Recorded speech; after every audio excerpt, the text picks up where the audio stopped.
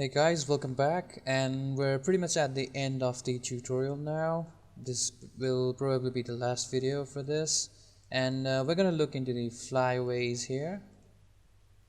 These are pretty much the flyaways, the geometries for the flyaways that I used. Like if you were to see only the flyaways, you can like barely see it in here, but I hope you can get the sense of the number of cards that I'm using here. You can use even more, and there's a trick that I learned only afterwards, when I was done with this character. Like you can see in most of the cases here, how I've done my flyaways is just like these are all just single hair cards. And what I love to do for the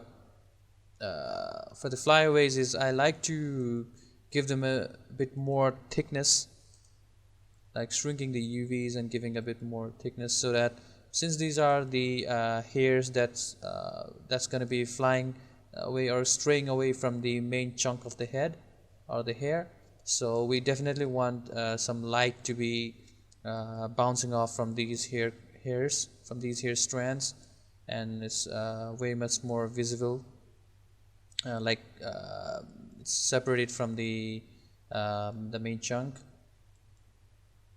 And the trick that I learned only afterwards is like for all the cards that I've used only one single hair card, but I kind of learned later on that it appears even more beautiful when we try to give it a shape of X like this on this one single hair card. So the trick here done was, first it was just one single hair card, and later the same hair card was duplicated and placed right along with the same hair card, like just only going to the vertex mode and like rotating the same card, something like this. And here our goal here is to match up with the primary thread of the hair as much as possible. Like you can see, it's pretty much matched up in here. And what this does is, since this is if we're going to be using only one hair card, then that's pretty much going to be a 2D form for the hair texture, and it's not going to be properly visible like someone if sees the hair card from an angle like this.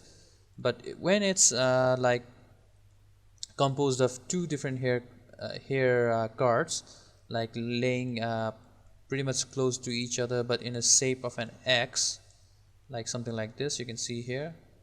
Like if I press 5, it is even more well seen. Now you've got the clear idea for what I mean. So it's gonna be pretty much giving a sense of 3D and gonna be visible from all the angles, and it even helps to add a bit more thickness to these stray hairs, which is very important. And you can add like a lot of flyaways, especially for if you're approaching for a strangly with a messy kind of hairstyle like this. So yeah, that's it for the flyaways. And the hairline tip is something that I added later. It's like you don't have to do it compulsorily, but I kind of felt like the angle at the tip of the hairline here is was not appearing as much as I wanted it, so I just added some of these extra hair cards to give that tip a little bit more.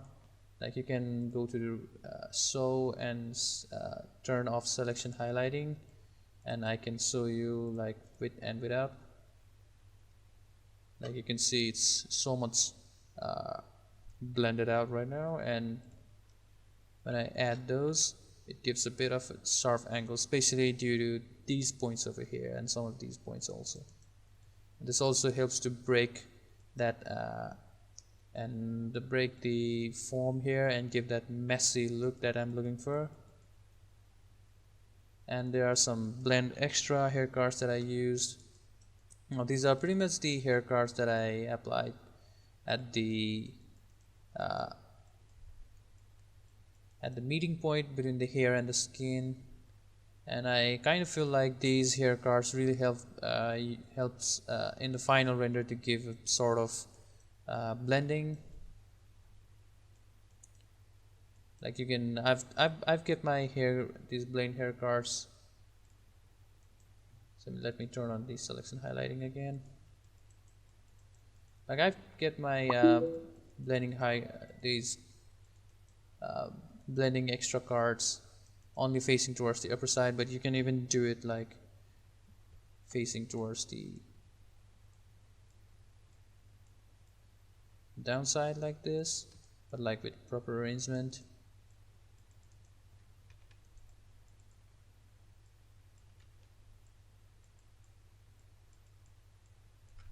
Like this. Like when you do this sort of a process for the overall hair, then this is going to give an even a bit more beautiful look onto your hair. So I guess that's pretty much how I approached for my hair, and I hope the tutorials that I made here are really useful for you guys out there. And I really want to say like this is definitely not one of the best tutorials out there, but I hope this can be a lot helpful for you in your projects. And thank you for looking into my tutorials, and I hope you liked it. If you liked it, please subscribe to my channel and also give it a like. And so if I got more time, then I'll probably be doing some tutorials on how to create the hair textures, like some of these, which I believe is really important. And also would like to thank Ryan Kingslien and Jansen Turk. And these are, again, I would like to mention, these are pretty much the process that I learned from the Game Arts Institute, which is also known as the Vertex School right now. And yeah, thank you all for being here. Thanks.